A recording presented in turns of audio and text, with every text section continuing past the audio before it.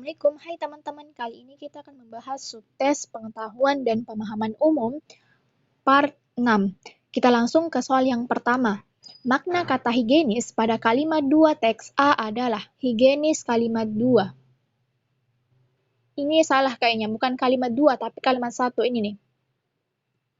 Nah, sebelum kita baca kalimatnya, kita perlu ketahui bahwa higienis itu pada intinya memiliki 3 makna utama, yaitu sehat, bersih, dan tidak berpenyakit. Tidak berpenyakit. Nah, berarti tinggal kita cari sehat, bersih, dan tidak berpenyakit. Apakah ada dalam teks? Mana nih? Sehat, bersih. Ada opsi A, B. Bau tidak, nyaman tidak, berpenyakit. Ini tidak, ini merupakan antonim dari tidak berpenyakit. Nah, ada dua nih, bersih atau sehat. Nah, kalau ada dua atau beberapa opsi yang sama atau maknanya sama atau mendekati dengan kata higienis, berarti kita harus baca kalimatnya. Dan kita lihat konteks kalimatnya itu merujuk ke hal mana. Nah, berdasarkan konteks kalimat, kita bisa ketahui mana sih yang paling tepat, bersih atau sehat. Coba kita baca kalimatnya. Sampah adalah benda ataupun barang yang tidak digunakan lagi oleh seseorang, yang keberadaannya sangat mengganggu lingkungan dan kehidupan masyarakat tidak higienis. Kehidupan masyarakat tidak higienis, kehidupan masyarakat tidak bersih, kehidupan masyarakat tidak sehat. Mana nih yang paling tepat? Nah, berdasarkan konteks kalimatnya, itu adalah yang paling tepat adalah sehat, bukan bersih. Kehidupan masyarakat tidak higienis atau tidak sehat karena adanya sampah. Jadi yang paling tepat adalah opsi yang B. Kita lanjut ke soal nomor 51. Berdasarkan isi teks B, kepada siapa penulis berpihak? Teks B. Kita baca dulu teks B. Saat ini, sampah merupakan fenomena yang kerap kita temukan di lingkungan masyarakat dan sudah menjadi hal lumrah apabila kita menemukan banyak sampah di jalan raya. Sampah pada awalnya terlihat biasa berserakan di sekitar kita, namun banyak dampak atau akibat negatif yang ditimbulkan jika sampah dibiarkan secara terus-menerus dalam waktu yang lama. Beberapa dampak atau akibat yang ditimbulkan oleh sampah antara lain penyakit, banjir, dan juga longsor. Sampah yang dibiarkan menumpuk akan mendatangkan bau tidak sedap sehingga mencemari udara, dihinggapi lalat, kemudian muncullah organisme-organisme yang tidak diinginkan yang selanjutnya mendatangkan penyakit seperti DBD.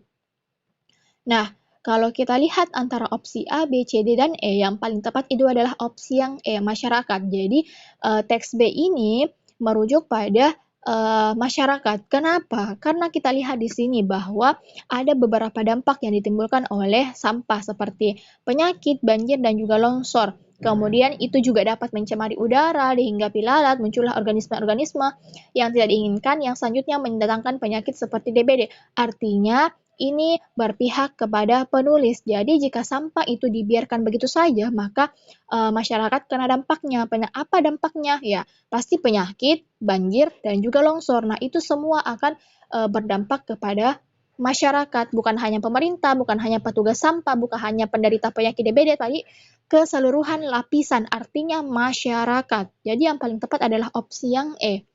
Kita lanjut soal nomor 52. Apa perbedaan tujuan penulisan teks A dan teks B? Oke, tadi kita sudah baca teks B, jadi kita baca dulu teks A. Sampah adalah benda ataupun barang yang tidak digunakan lagi oleh seseorang, yang keberadaannya sangat mengganggu lingkungan dan kehidupan masyarakat tidak higienis. Sampah itu sendiri dibagi menjadi dua jenis, dilihat dari sifatnya yaitu sampah organik dan juga sampah anorganik. Sampah organik adalah jenis sampah yang lebih mudah untuk membusuk, seperti sisa makanan, daun-daun kering, sayuran, dan lain sebagainya.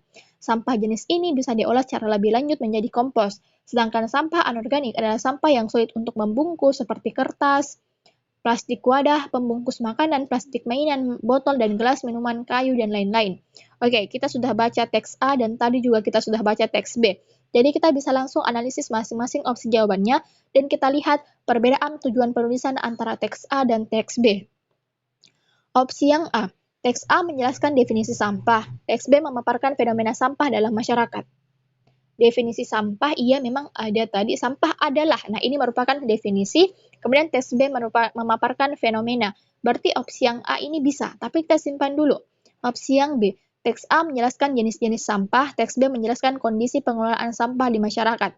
Ya, opsi yang B ini benar, tapi ada juga salahnya. Ini nih, teks A menjelaskan jenis-jenis sampah. Memang ada sampah organik dan juga ada sampah anorganik. Tapi yang salahnya itu adalah teks B yang menjelaskan kondisi pengelolaan sampah di masyarakat. Di teks B itu tidak membahas terkait dengan bagaimana pengelolaan sampah di masyarakat. Jadi opsi yang B ini sudah pasti salah.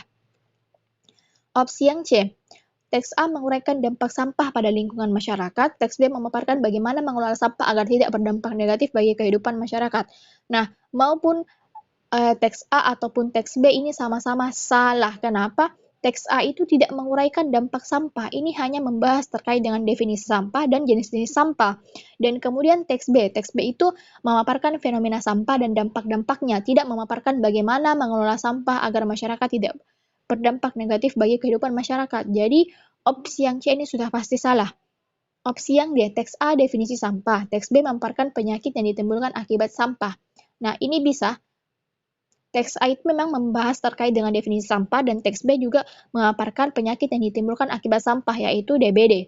Jadi kita simpan dulu opsi yang D. Opsi yang E, teks A menjelaskan definisi dan jenis sampah. Teks B menjelaskan dampak limbah sampah. Ini juga bisa. Jadi antara opsi E, D, dan A, mana yang paling tepat?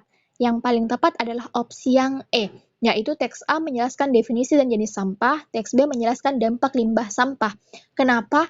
Karena opsi yang E ini lengkap, definisi dan jenis sampah. Ya, ini dibahas di teks A. Kemudian dampak limbah sampah. Dampak limbahnya ya banyak, pada intinya teks B ini secara keseluruhan membahas terkait dengan dampak limbah sampah. Apa yang dampaknya? Ya, dapat menimbulkan penyakit, banjir, dan juga longsor. Nah, kenapa bukan opsi yang D? Opsi yang D untuk teks A-nya itu tidak lengkap. Kenapa? Karena selain definisi sampah juga membahas terkait dengan jenis-jenis sampah. Berarti opsi yang D salah. Kalau opsi yang A kita lihat, teks A menjelaskan definisi sampah. Nah, ini juga tidak lengkap. Ada selain definisi sampah juga ada jenis-jenis sampah. Jadi opsi yang A juga tidak tepat. Nah, yang paling tepat itu adalah opsi yang E karena lengkap. Kita lanjut ke soal nomor 53. Informasi apa yang ada dalam teks B tetapi tidak dimuat dalam teks A? Tetapi tidak dimuat, berarti apa sih yang ada dalam teks B tetapi tidak ada dalam teks A? Kita analisis masing-masing opsi jawabannya dan karena tadi teks A-nya dan teks B-nya sudah kita baca, jadi kita langsung analisis masing-masing opsi jawabannya.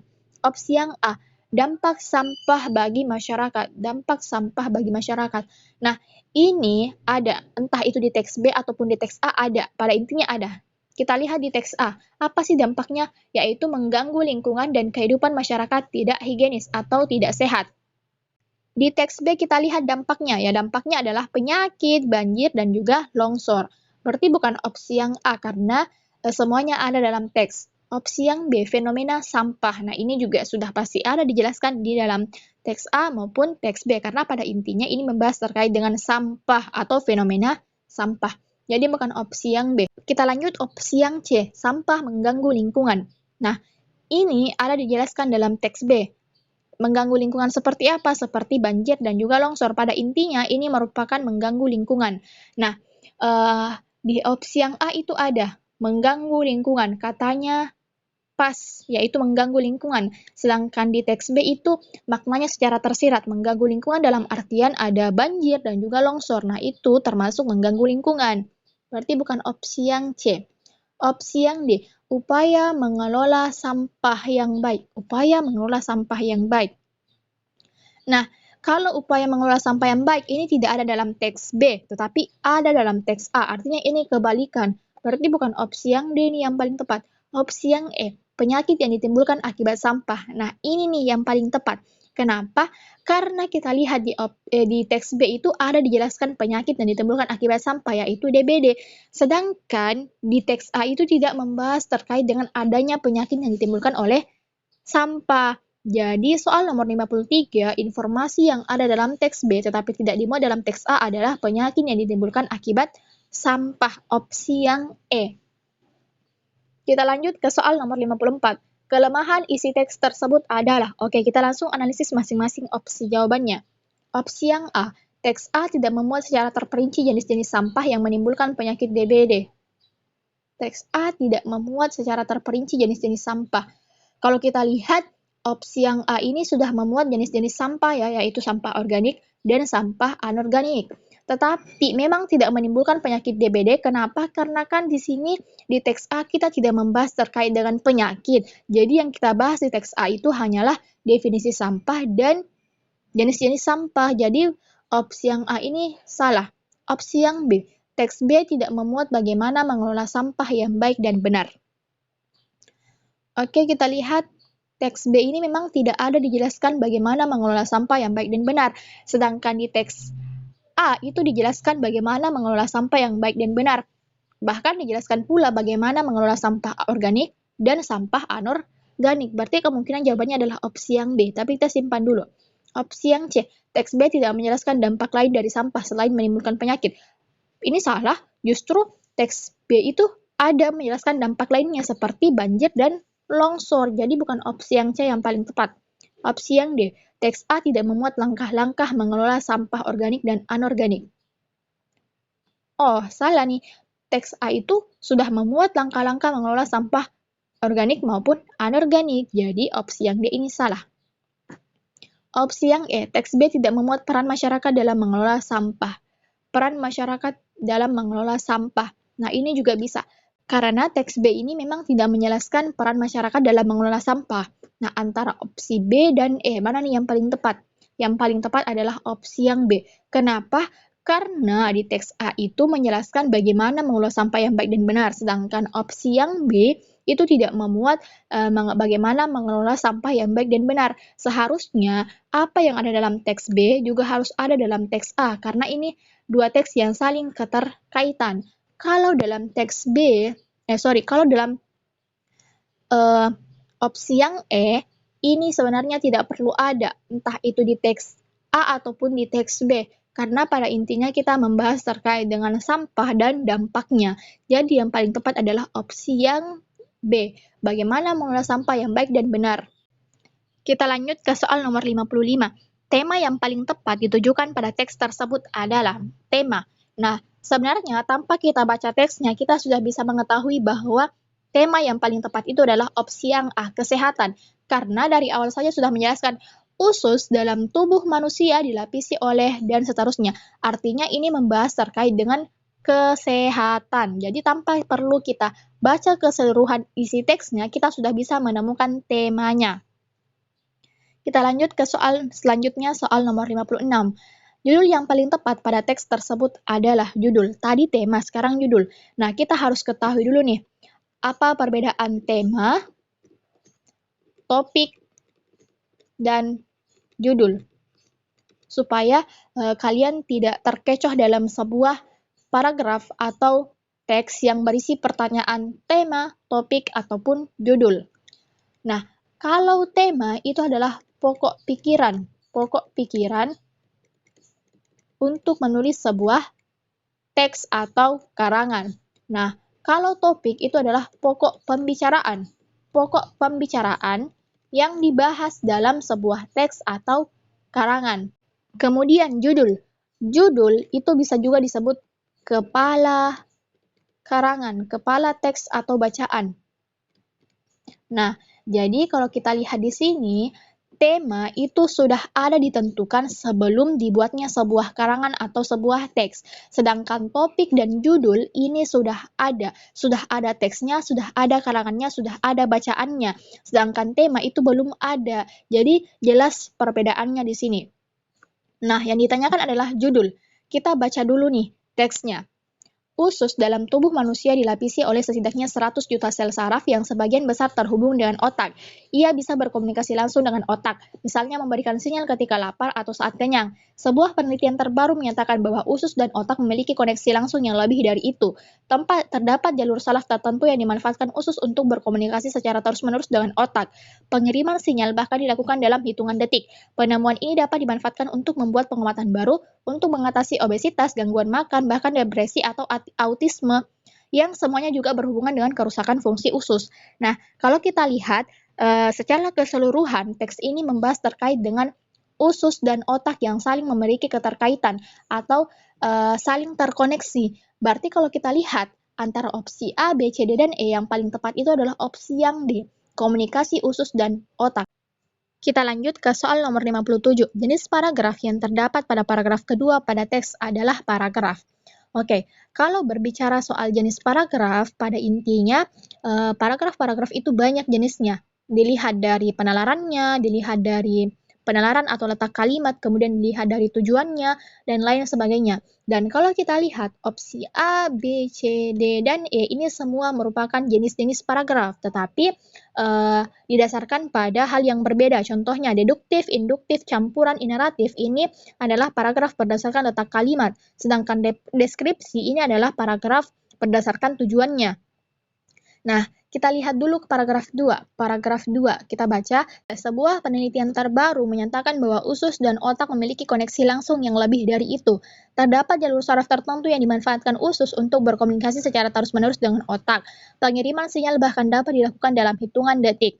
Nah, setelah kita baca, kita bisa ambil kesimpulan bahwa paragraf 2 ini termasuk dalam paragraf induktif. Kenapa? Karena kalimat utamanya terletak di awal kalimat, yaitu kalimat utamanya adalah sebuah penelitian terbaru menyatakan bahwa usus dan otak memiliki koneksi langsung yang lebih dari itu.